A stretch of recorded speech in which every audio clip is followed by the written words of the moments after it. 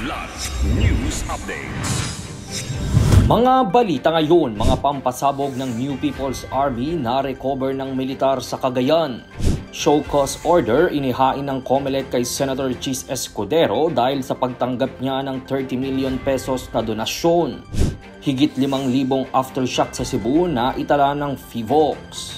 Ako po si Cesar Soriano para ihatid ang nangungunang mga balita sa buong kapuluan ngayon. Matagumpay na na-recover ng pinagsanib na puwersa ng 95th Infantry Battalion at 17th Infantry Battalion ang 3 piraso ng Improvised Explosive Device o IEDs sa barangay na Dungan, Gataran, Cagayan. Ayon sa 95th IB, parte ito ng patuloy na operasyon ng kasundaluhan sa pagtugis sa mga natitirang miyembro ng New People's Army o NPA sa Cagayan. Ang mga na-recover na pampasabog ay mula umano sa mga dating miyembro ng nabuwag na Komiting Rehiyon Cagayan Valley. Tinatayang aabot sa 4 na kilo ang bawat isang IED na na-recover at nasa kustodiya na ngayon ng mga otoridad para sa proper documentation at disposition.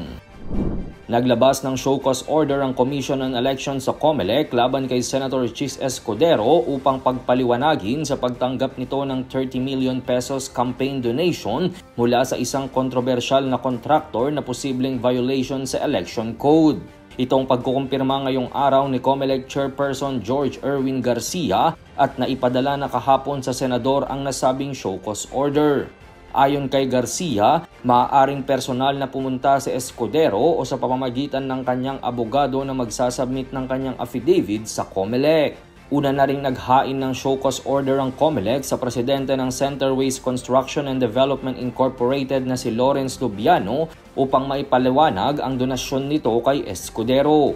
Dagdag ng COMELEC ng aksyon na ito ay maaaring paglabag sa Section 95 of the Omnibus Election Code na nagpapahintulot sa mga political candidate o political party na tumanggap ng donasyon sa pampubliko at pribadong institusyon kabilang na ang mga contractors. Pumalo na sa higit 5,000 aftershocks ang naitala sa Cebu ayon sa datos ng FIVOX ngayong araw.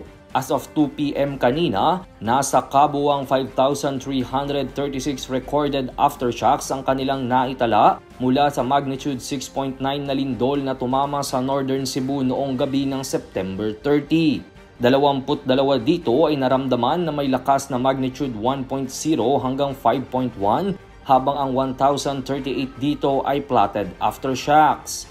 Samantala, ayon sa huling tala ng Office of Civil Defense, nasa 4,000 pamilya o katumbas ng 20,000 na katao ang nananatili pa rin sa mga evacuation centers o sa labas ng kanilang mga kabahayan dahil sa pangamba ng mga nasabing aftershocks. Para sa Kidlat News Channel, ito si Jai Reyes, nag-uulat. Ako po si Cesar Soriano, kasama nyo sa bawat pagputo ng balita.